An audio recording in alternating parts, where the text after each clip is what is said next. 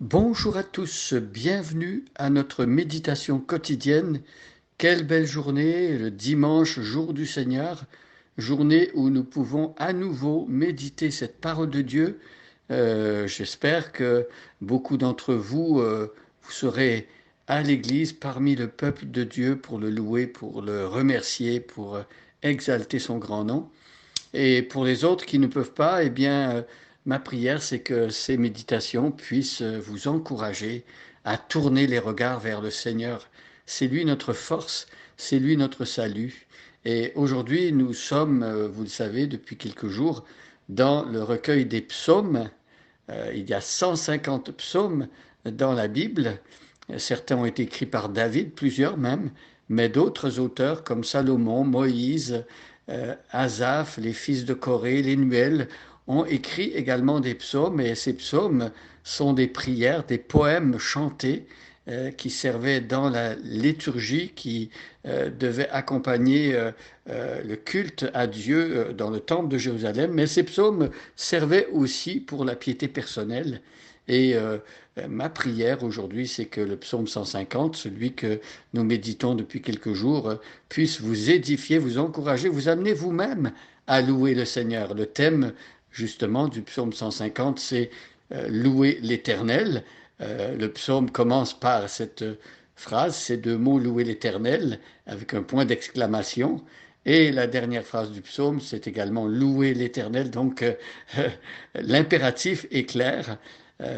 Dieu veut que nous apprenions à le louer.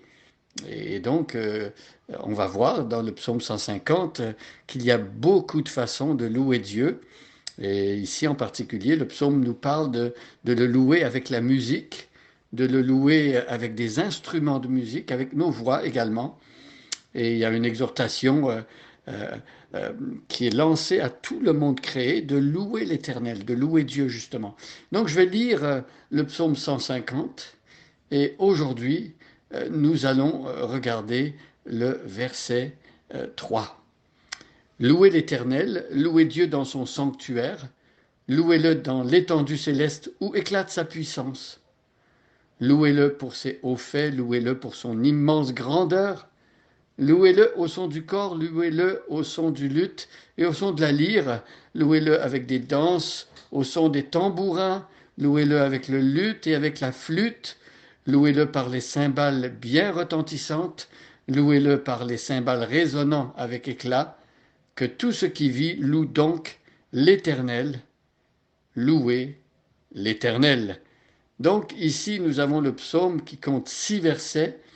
Et nous voyons aujourd'hui le verset 3, mais avant, revenons un instant sur le verset 2, où il y avait cette injonction, ce commandement, cet ordre de louer Dieu. Pourquoi louer Dieu? Bien, il y a beaucoup de raisons de louer Dieu pour ce qu'il est, mais dans le verset 2, il est question de le louer pour ses hauts faits. En fait, le verset 2 contient les deux aspects de la louange, ses hauts faits, c'est-à-dire ce qu'il fait, ses actions. Et quand on s'arrête à penser à toutes les actions de Dieu dans le monde pour maintenir sa création, les actions de Dieu dans le monde qui se voient au travers des beautés de sa création, les paysages magnifiques qu'on peut rencontrer, alors là, ça devrait faire monter dans nos cœurs une louange à Dieu. Mais pour son immense grandeur, là, il est question ici de sa nature propre. Dieu est grand, Dieu est immense, Dieu est majestueux, Dieu est plus grand que tout ce qu'on peut imaginer ou même penser. Et donc, c'est une raison de le louer parce qu'il est grand. Alors, si nous avions un petit Dieu que nous pouvions mettre dans notre poche, eh bien ce Dieu-là ne pourrait pas faire grand-chose pour nous. Ce Dieu-là, comment aurait-il pu faire créer un univers tel que celui que l'on connaît? S'il était petit, s'il était impotent, incapable de faire quoi que ce soit, il n'aurait pas pu créer toute cette création magnifique, cet univers aux confins qui nous échappent. Mais Dieu est grand. Et justement, sa création nous montre sa grandeur. Mais aussi, Dieu fait de hauts faits. Dieu accomplit des choses extraordinaires en réponse à nos prières. Et parfois, même lorsqu'on n'a même pas prié, Alors la grâce commune de Dieu est pour tous les hommes, c'est-à-dire que même ceux qui sont incroyants, aujourd'hui, Dieu fait des grandes choses pour eux. La seule chose, c'est que ces gens-là l'ignorent, et c'est triste. Alors, on continue maintenant en regardant le verset 3, louez-le au son du corps, louez-le au son du luth, au son de la lyre. Et donc ici, il s'agit de louer Dieu avec des instruments de musique.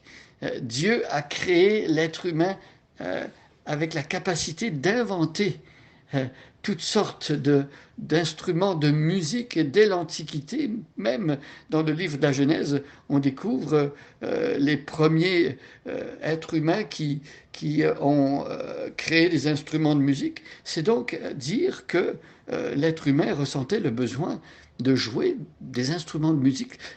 Les instruments de musique, quand ils sont joués, reflètent quelque chose de la beauté de Dieu. Il y a ici quelque chose qui nous parle de l'importance de l'art.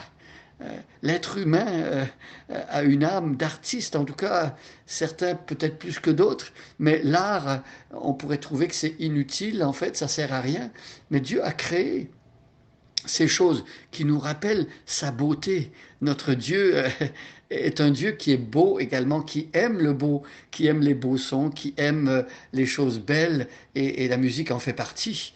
Et donc peut-être que autour de vous, dans votre entourage, et peut-être c'est votre cas à vous, vous avez des talents d'artiste, vous êtes capable de jouer des instruments de musique, eh bien je vous encourage à faire de votre talent musical une manière de louer Dieu, d'utiliser ces dons que Dieu vous a donnés pour l'exalter, pour faire connaître sa grandeur. Oui, aujourd'hui, peut-être que on n'a pas nécessairement de talent pour jouer du corps ou du luth ou de la lyre. Peut-être que vous, votre instrument de prédilection, c'est la guitare électrique ou peut-être que c'est les percussions, peut-être que c'est autre chose. Mais en tout cas, que votre talent serve à louer l'Éternel. Bonne journée à chacun et à chacune et soyez bénis.